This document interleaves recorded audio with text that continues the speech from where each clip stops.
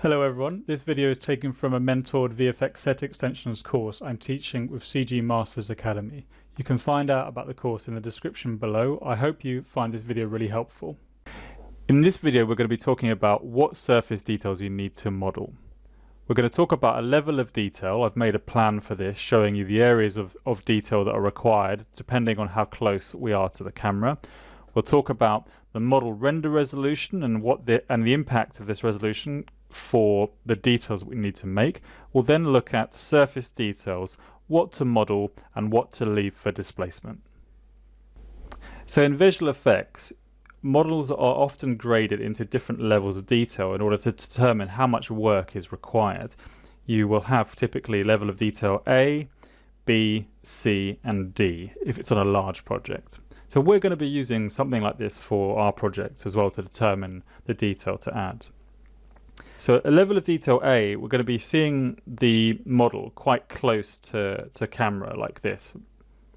And then a level of detail B, if we come out a little bit here now, about this kind of detail, this kind of level here, that could be a level of detail B where you'll be seeing it a bit further away, and you never come closer than that. Level of detail C, we're going out a bit more here, and it's starting to become harder to pick out any kind of minor sort of surface details. And then lastly, level of detail D could be at this level here.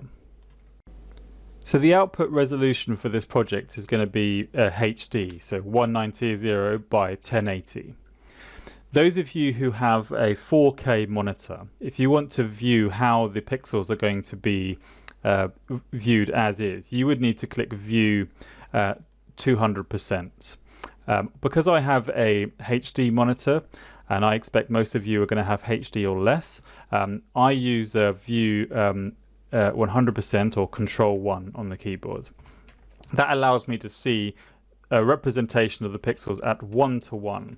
If we go in further, you start to see that the pixels become pixelated and it's not representing the pixels properly. Control 1 on the keyboard, view 100%. That gives you an exact idea, and you're safe in the knowledge that this is going to be how your viewers who are going to consume the content that we're making are going to be seeing the model resolution at. So I've made a bit of a plan here showing the levels of detail that we're going to be working at. So nothing that we're going to be modeling is going to be level of detail A. So we don't need to go crazy with our resolution modeling. So this area here would fall under level of detail B, and the kind of details that we're going to be picking up will be the kind of things that are going to be sticking out, that we're going to be modeling things that are going to be sticking out, and we'll go in a bit more detail about this soon. Beyond here, this is level of detail C here, and so there's less detail required for this, and this is also going to be made as a matte painting. We're going to be projecting the matte painting onto some geometry. The kinds of details that you might model could be what you see here. You might have a hole in there. These would not be modeled as holes, they would be handled in the matte painting, or if it was an asset model, then it would be handled in displacement. If we go to the level of detail D here, this is going to be really low resolution basic geometry going back there. So the surface detail that we're going to model, we need to keep in mind what will be handled by displacement and what needs to be modeled. I've set up the width and height here, 1920 by 1080, and I've just made a small subsection of the building that I'm going to show you. So this is without displacement, and if I'm just going to turn on the displacement now. So I've just turned on the displacement. If I click the 1:1 button, that says the same thing as showing us the pixels at a 1:1 resolution. We can, I'm now able to understand what this is going to look like. That's the detail that can be provided by the displacement there. Displacement is defining areas of detail which are going to be pushed out, and such as this area is being pushed out, and areas of detail which are being pushed in. If those of you who are new to it, it might be worth having a read through this, and you can do that by looking up the doing a search for displacement, Arnold displacement documentation, and you'll be able to get there and read a bit more about that. But all that we need to keep in mind is that we're not going to be modeling these really fine details. We're going to be leaving that for displacement, and it's really appropriate for a shot like this because we're never going to be getting close to our object. It's always going to be seen at this kind of resolution, and so there's no need to go and really modeling super fine details. I thought it might be helpful to complete our understanding of the level of detail A, B, C, D, just to talk a bit about level of detail A first. Now, a level of detail A model is going to be something which appears fairly close to full screen, and this is a good example here. So imagine if this was our 3D asset that we needed to model here, and it was going to be seen at this kind of resolution. Most of the models here would need to be most of what you see here would need to be modeled. Let's just do a bit of a drawing on top of this here. So these sections here, this would be modeled as a separate piece of geometry. These kind of details here, you would probably just have the plane of the model like that, and the rest of it would be handled as displacement. So again, looking here, you would have this as a piece of as a plane there, that as well, and then these finer details would still be handled as displacement. Again, just going here, this would be separate pieces of geometry, and at this kind of resolution, you would be likely to have some of this modeled, and then you may be using doing some final sculpting in something like ZBrush, for example. But a lot of these details could easily be made from the displacement color in Mari as well.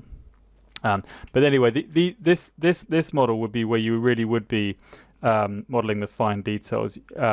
These bits here would probably be handled as displacement. In the texture map. Likewise, this kind of stuff here would be texture. And when I say texture, I mean it could either be handled in Mari, Photoshop, or in ZBrush. This sections here would be modeled as planes. So let's go into let's focus now on the level of detail B that we're going to be working at.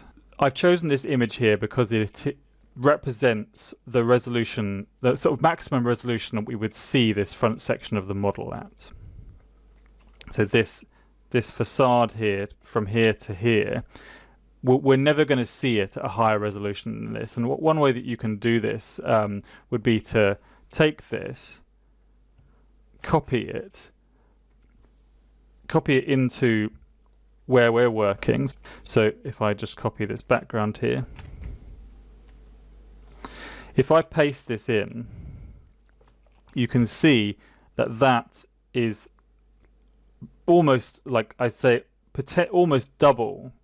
We're seeing it now, almost double the resolution that it would be seen at there. So if that's at 50% there. So, I mean, maybe around kind of 60% is about the 60 to 70% is about the resolution of that. So this is quite helpful here, this image, just to give you an idea of the kind of things that we're going to model. So I'm just going to draw some things over the top here. So what details would need to be modeled? Classically, these would need to be modeled as separate pieces of geometry here. You can see they clearly cast a shadow as well. So anything that casts a clear shadow is going to be something that we would want to model for a level of detail B. You can see there's a clear shadow there, so I think that this would be a good thing to model as a separate plane. Likewise here. These sections down here, this could be handled as separate pieces of geometry. These little bits here, you can see their shadows being cast. And let's just talk about a few other things. So these metal kind of panels which are sticking out, metal bars which are sticking out, they would need to be modeled. Of course, this area here that would need to be modeled. Likewise, the same here. Now, what does not need to be modeled? So these, okay, yes, you can see that this is casting a little bit of a shadow. So there's a bit of a grey area here with something like this. I would say, as we're going to be seeing this at this kind of resolution here, that detail there should just be really displacement. So these kind of details here will be handled as displacement. Anything like this could be handled as displacement, and some of it you may choose to not even do. You may not even put it in the texture or in the model. Certainly these sections here would be handled as displacement. Is there anything else that could be displacement? Basically the kind of really fine details that could be just painted in with a texture map. I would say these should be modeled. Likewise, these here. And these details here, I think, could be put as displacement. So this could be put as displacement. The details to model at our level of detail C area here. So if looking here, this could be modeled. Likewise, this as well. These small holes here, I mean, as it's going to be for a matte painting, a lot of the details are actually going to be handled in the texture. But if it was going to be an asset, then you would probably have, well, actually for the matte painting, you would want to have this sticking out.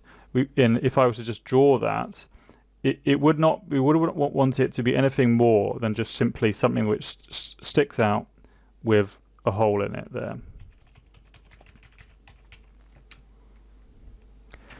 Certainly these sections here, they would be displacement. These kind of details here would need to be modeled. Basically just any major obvious details would need to be modeled. These panes like that. Something like this like where you have this kind of slight divot there, that could be put as a model. But I think as this is going to be a matte painting, we'll probably just literally just paint that over the top of the model, and you won't be able to notice that there.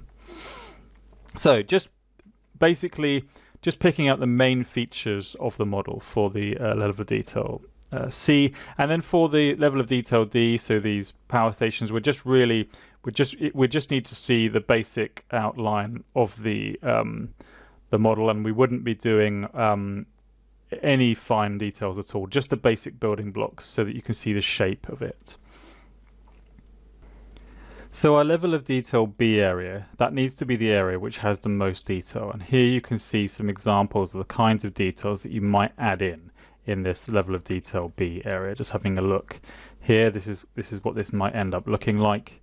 You can see like the divots here that I've pushed in and out, pockets of interest, details. I've got those like these metal bars. I've kind of sort of creatively put them there, and I have some of them sticking out here. I've made an additional set dressing, which we're going to talk about later on. You can see that I've added a bit of damage in there, a bit of interest, broken up this details here. And as we come up here to the level of detail C area, there's much less detail required here, and most of that detail is actually going to come from the matte painting. And beyond that, any geometry that's modeled beyond that's our level of detail D area, and there's very little detail required there whatsoever. So to summarize for this video, we've primarily talked about what modeling you need to do, what is the level of detail you need to do that modeling at. And I've defined it into 3 areas. So we have our front area here, which is level of detail B. Any modeling done in this area here needs to be of the most higher res detail, and you want to be adding in pockets of interest, and I'll be giving feedback about that as well. This detail back here, as we go further away, less detail is required, and it can either be handled by displacement, or in our case it'll be handled by the matte painting. And then geometry which is seen in the far distance is the lowest level of detail required. Okay, thank you.